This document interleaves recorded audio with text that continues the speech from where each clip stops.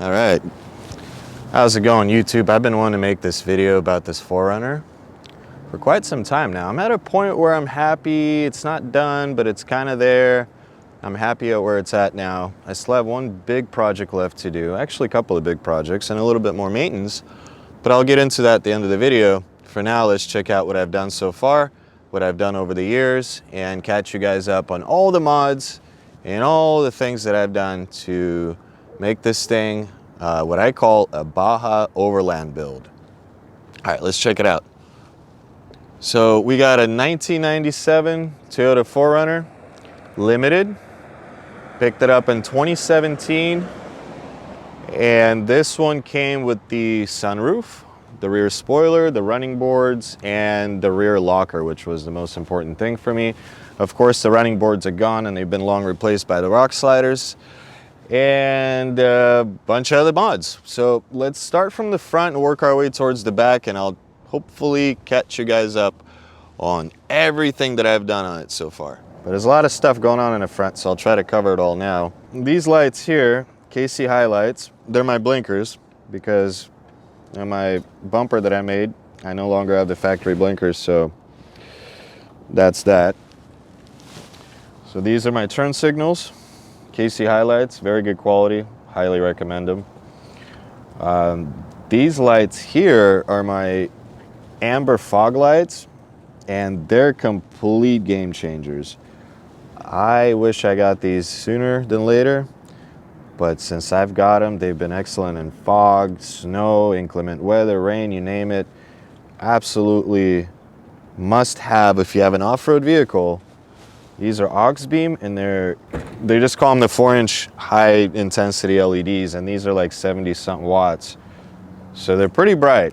They throw light very, very far, which is excellent. I have another set of them up here, and they're just white. And these are also excellent because they really throw light far.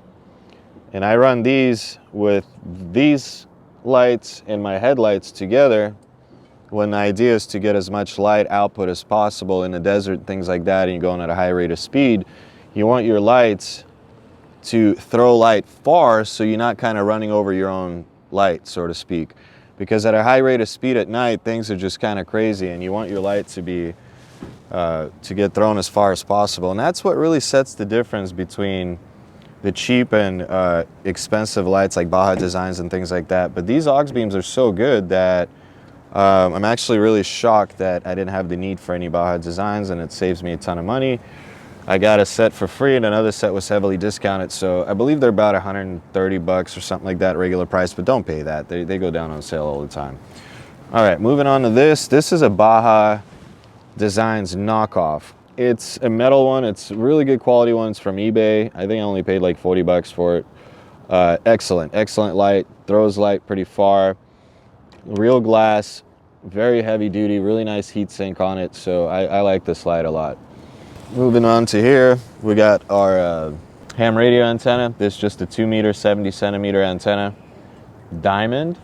And I'm actually working on a little sponsorship with a guy that makes the Aussie style antennas that are a little bit thicker, and they're meant for the bush and stuff, and they don't break as easily. And it comes with a spring here, and they're a little bit, yeah, like I said, they're much thicker actually. But I believe his is only a 2 meter and not a dual band like this one. So I'll still keep this one in the vehicle just for those days if somebody in a group likes to run 70 centimeter. I gotta be able to use this antenna still. Let's talk about the bumper. I'm sure you guys have seen this bumper build on my channel, those of you that follow the 4runner build, and I built this bumper with my neighbor, a couple of neighbors actually. We had a fun day doing it, and it's amazing. It's very lightweight, extremely strong. It's made out of DOM. I have a kind of like a custom skid plate that I made that doesn't necessarily serve as a skid plate. It's more of a radiator protector, but what it does is when you go in the deep water crossing, there's a video of it's called the Hurricane Hillary that went through. I made a video a few months ago if you guys want to check it out. I go in the water pretty deep, like up to here. It just fords the water around the vehicle and doesn't get any into the engine base. So my alternator and things like that were completely dry. It basically does what it's supposed to very well. It lets in plenty of air and it protects the radiator from elements and things like that. Later on, I'm going to use some of this mesh and cover this to basically protect the AC condenser some more from like little rocks and such. These headlights are from a 2001, and I got those from another member, really cheap. He upgraded to some projectors, which I'm not a big fan of. I just run LEDs in there. They have a nice cutoff line. And this grill I made, kept the stock grill on the outside. I cut the inside guts out, got a Toyota emblem from the dealership. I think it's off like a Canadian Land Cruiser, I believe, 70 series or something. Not sure, but it's off a Land Cruiser because it's a bigger one. And I got that mesh sent to me by Amazon on accident, so ended up working out for that. Yeah, a little afternoon project and it was done. It's not perfect, and I didn't do the Bondo, and I didn't fill up all the little holes like everybody does. It's just, I mean, it's an off-road vehicle, and there's no point of spending like 2 days on this. It's not a show car, so I figured got a little corner there. This thing here, I love this. This is a True North skid plate I got from SRQ Fabrications, and it's an 1/8 inch thick one. I didn't want to go with the super thick one because I didn't want to add extra weight. I don't do much rock crawling in this unless I absolutely kind of have to, so the 1/8 inch one works just fine. It looks good. I just painted it. I'm gonna have to repaint it again, and it goes kind of all the way under, and it protects the oil pan and such. So I did install a transmission cooler, and this is a Hayden 698, and what it does is it has a built-in thermostat. So instead of running the external thermostat, there's one built in, and it does not allow the fluid to circulate through the entire cooler unless the fluid is up to temp. But then I also ran a Wix inline transmission filter to filter all the crap that may be in the transmission, and you gotta, I think, change that guy out every 20,000 miles or something. But it's a $20 peace of mind that I absolutely recommend. All right, that's that. Let's talk a little bit about this Raptor Liner paint job. A lot of people have been always commenting on it, asking questions in person. So I'd like to go over it. I have nothing but good things to say about it. Was it worth it? Absolutely. If I could do it again, would I do it? Absolutely. Is it holding up? Yes. It's been over a year of heavy use. It's parked outside in the desert. It gets slammed by heavy winds, sandstorms, rainstorms, snowstorms, you name it. It's been holding up to elements absolutely incredible, and it's been holding up to any types of scratches, the brush scratching up against it and things like that. And I've done quite a few trails that have scratched this so loud it actually kind of hurt my ears. So it was that nails on chalkboard type of, you know, and it not a scratch on it, can't tell. So it's been holding up great. It looks great, hasn't been washed. This is just what the rain's done to it. The rain just kind of keeps it clean, and occasionally I'll wipe it down with quick detailer or something just to get some water spots off of it, and that's it. And it doesn't water spot very easily. So I highly, highly, highly recommend Raptor Liner. For those of you that have older 4runners that do a lot of off-roading, and for those of you that are already missing your stock paint job, or the stock paint job is going to complete crap, as most of these by this day and age have, unless they've been garaged and babied, they're gonna not have a paint job, or at least be missing clear coat, which is a good time to go ahead and get this done. Highly recommend it. Now let's talk about wheels and tires. Wheels and tires. I went from Falcon Wild Peak AT3Ws, everybody likes those, and I ran those myself in a smaller size. I ran them in 265, 75, 16. And the tires were great in dirt. They were great, surprisingly, in the rocks. And they were good on the street. They had really even wear. They were horrible when it came to balancing. They were horrible in snow. And I know I'm gonna get a lot of shit for this in the comment section, but they were absolutely atrocious in snow. They were absolutely dangerous in mud. Being on a trail in wintertime after it rained and then got a little cold and snowed over, those tires were awful. And they would never balance right, no matter what. No matter how many times I Road Force balanced them, they were just terrible. Okay, but anyway, I upgraded to these. These are my favorite tires. As a matter of fact, these are probably my overall favorite off-road tires. And I've had a lot of different tires before. Toyo Open Country RT Trail. Really aggressive sidewalls, rated E, load range E for the thicker sidewalls. Excellent tread wear, excellent tread design. These are incredible in every condition that I've put them through so far. Mud, excellent because they throw the mud out and they clean themselves really well. The outer lugs are spaced apart as wide as the mud terrain. It's very easy to go through mud and not get them packed full of it and end up turning them into slicks. The wheels are inexpensive. Pro Comp La Paz 16 by 8. Though what I like about these wheels is, one, they're inexpensive, and two, they have real rock rings that are removable, so when you beat these up, you could just get a new set and the wheels look brand new.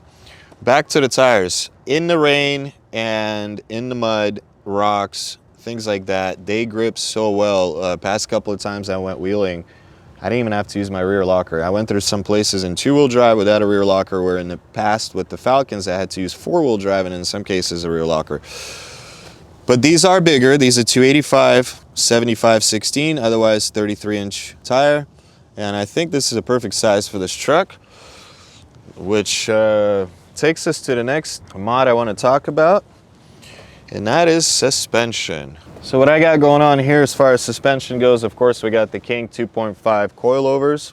Internal resis on these. They're excellent. They are absolutely the best suspension that I've ran on this vehicle so far. I've had the factory, I've had the Bilsteins, and of course the King 2.5s. They just float through the desert, and they are exactly, when you think of King and you kind of have an idea what the vehicle should ride like, that's exactly what they do.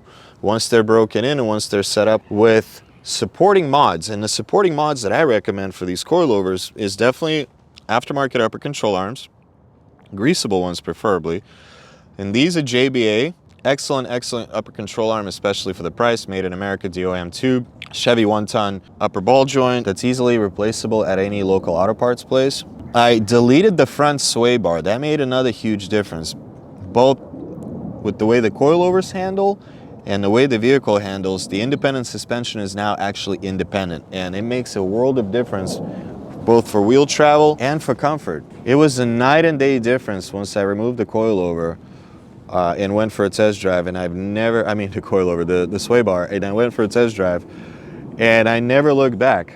But make sure that if you guys decide to remove your front sway bar, that you have enough shock and spring rate, and these are 600-pound springs, to prevent you from having excessive body lean, because that could be dangerous.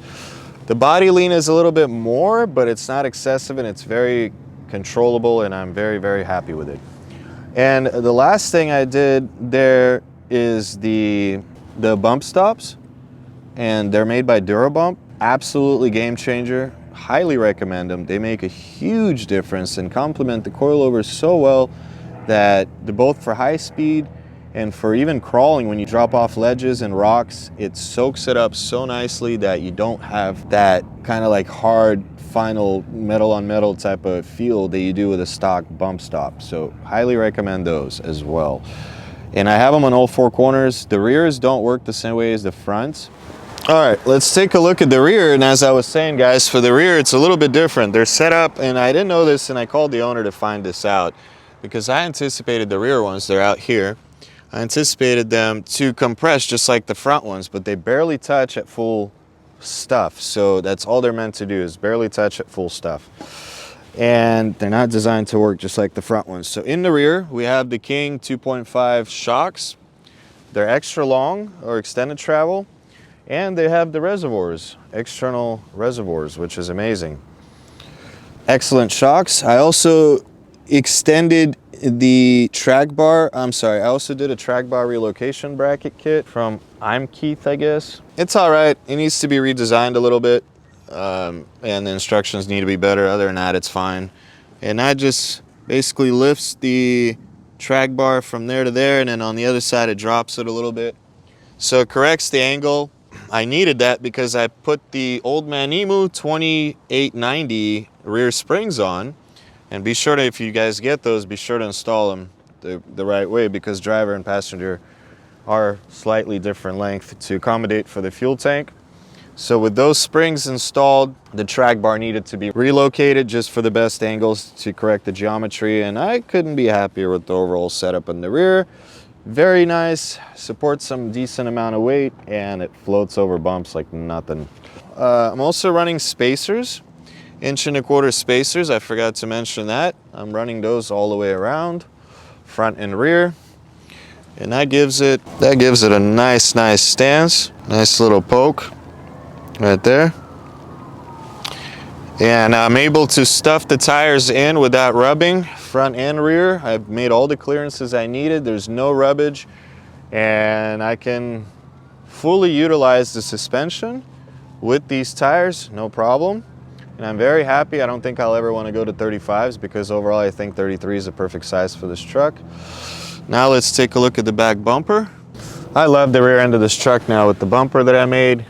And these taillights are off of 2001. I also got these from a different group member, 3rd Gen 4runner group from Facebook. Picked these up dirt cheap. Did the wiring thing from 97 to 2001. It's very easy. And they look great. They look much nicer than my factory taillights did. This Limited came with that little spoiler in up there, which I really like. It goes with my roof rack, and we'll check out the roof rack in a little bit. This back bumper is probably one of my favorite mods too. Really enjoyed making it. Me and my neighbor had a lot of fun building this bumper together, and it came out great. It's so lightweight and it's extremely strong. DOM tubes, structural something, center section, which is like, I think it's 188 wall thick. It's all, you know, gusseted, reinforced and everything, and attached to the frame. No tow hitch because it's Baja overland build, so I'm not trying to tow anything.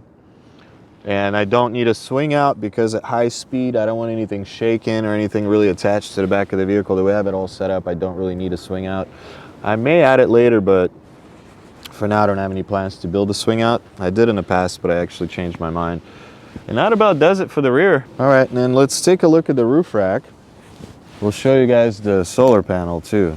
I went with the Sherpa full length roof rack. Very good mod. Got it from another member for a really good deal. Good friend of mine. Before he passed away, he was able to help me install the solar panel. There it is.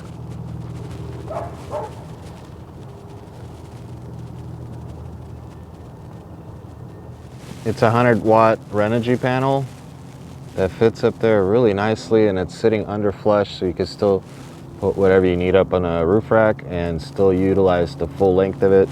If I ever need to carry tubes or lumber or anything like that, I still have the full use of it. Just won't get the full sun exposure. One of the first fabrication mods I've done were these rock sliders. They're pretty much a trail gear slider copy.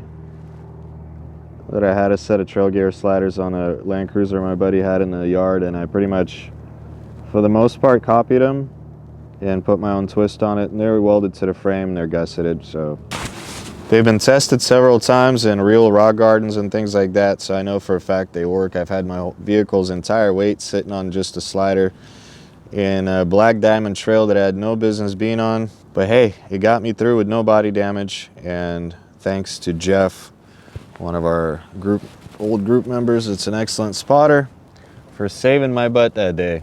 As far as exhaust goes, I went with the MagnaFlow 11225 muffler. It's very good. Sounds amazing. Saves a lot of weight and gives you a lot more clearance.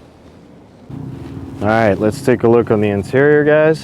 So Renogy solar controller, as you can see, it's charging my battery. 14.1 volts going into the battery. And I believe the battery is at like 13 point something right now. Yep, 13.6, so we're nicely charged. I have a MOLLE bag here that's attached to the seat bottom that I just keep my necessities in. Seat cushion for long drives, my hand controls. I got these cheap seat covers on Amazon.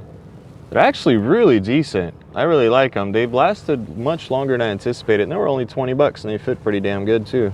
Look at that. They fit nicely. I got a used steering wheel from a member.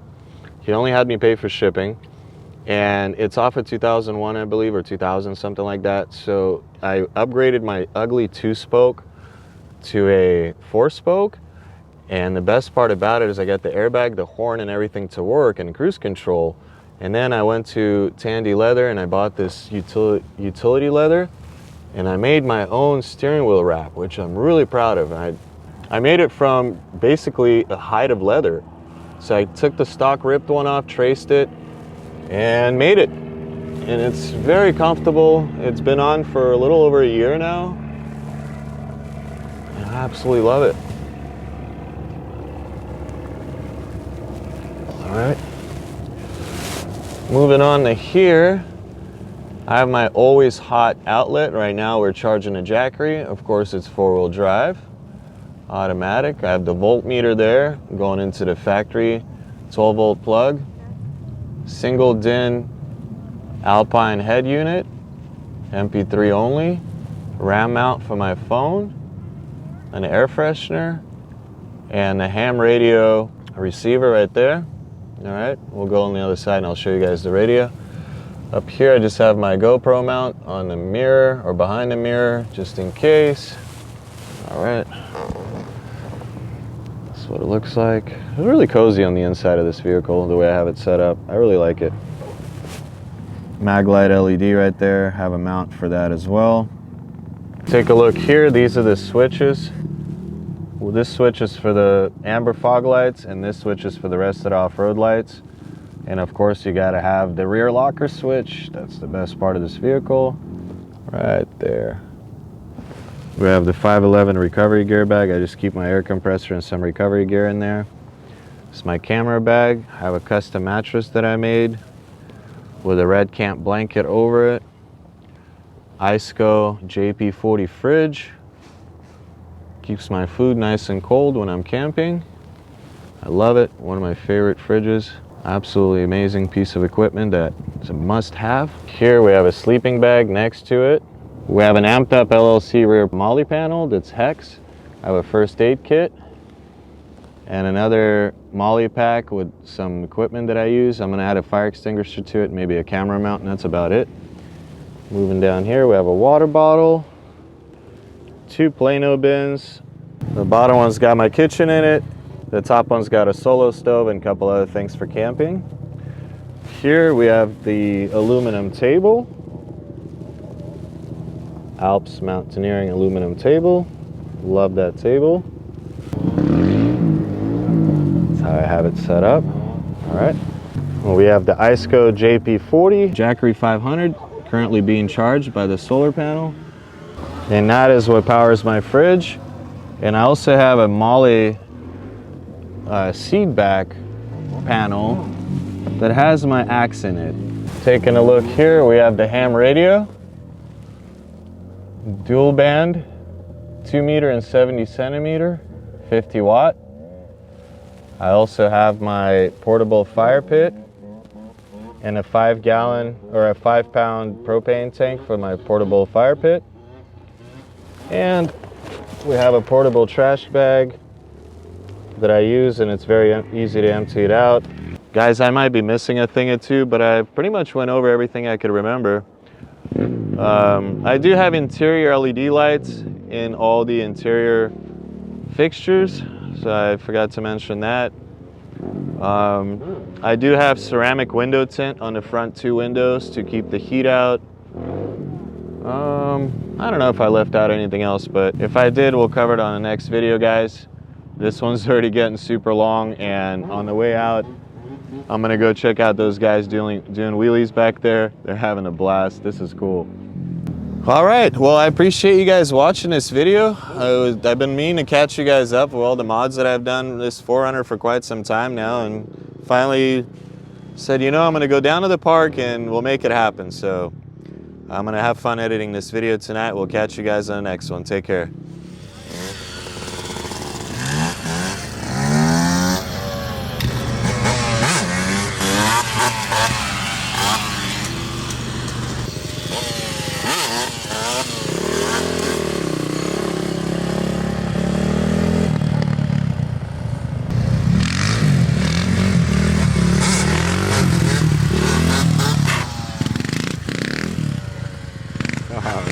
crazy. Hell yeah.